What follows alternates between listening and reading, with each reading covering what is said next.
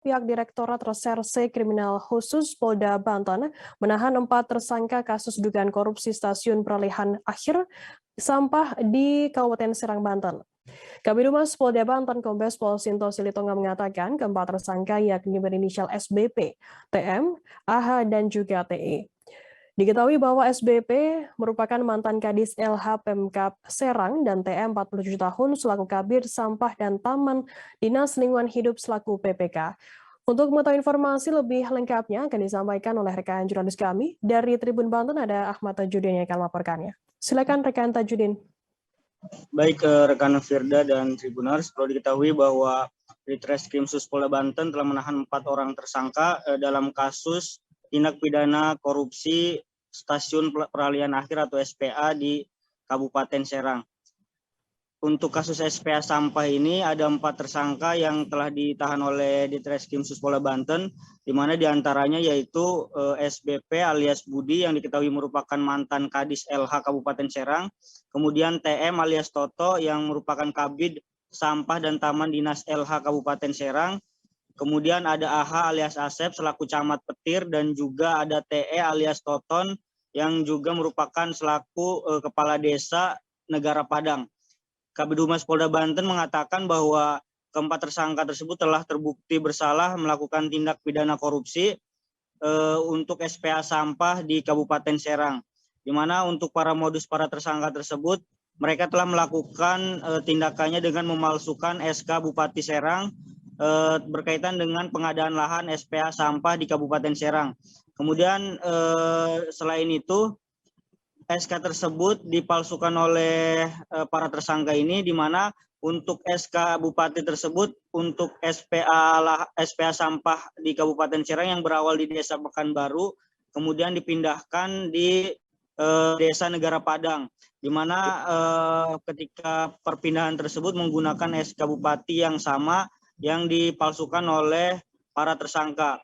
Kemudian berdasarkan hasil penyidikan sendiri, dari tanah seluas 2.561 meter ini, Pemkab Serang telah membayarkan sekitar 526.000 per meter, sedangkan total keseluruhannya mencapai sekitar 1,3 miliar, di mana para tersangka ini membeli tanah dari si pemilik lahan hanya senilai sekitar 330 juta, sedangkan Pemkab Serang membayarkan biaya sekitar 1,3 miliar lebih, sehingga kerugian negara dalam kasus korupsi ini mencapai sekitar 1 miliar yang diakibatkan oleh kasus pengadaan sampah tersebut.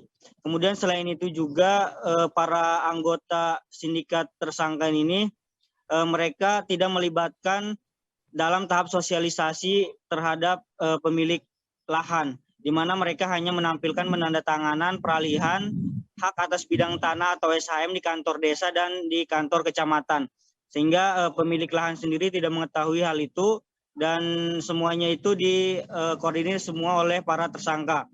Atas perbuatannya para tersangka dijerat pasal 2 ayat 1, junto pasal 3, junto pasal 12 huruf I UU nomor 20 tahun 2001 tentang perubahan UU nomor 31 tahun 1999 tentang pemberantasan tindak pidana korupsi, junto pasal 55 ayat 1 ke 1 KUHP dengan ancaman pidana minimal 4 tahun sampai dengan 20 tahun penjara, dan juga denda sekitar 200 sampai dengan 1 miliar rupiah, Firda. Ya, baik. Terima kasih rekan Tajudin dari Tribun Banten atas laporan Anda. Selamat bertugas kembali. Dan Tribuners, tadi jurnalis kami juga sudah menghimpun keterangan dari Kasubdit 3 Tipikor Ditreskrim Sus Polda Banten Kompol Doni Satria Wicaksono. Berikut liputannya untuk Anda. Sementara yang terlibat seperti yang saya sampaikan tadi, itu baru 4 tersangka ini.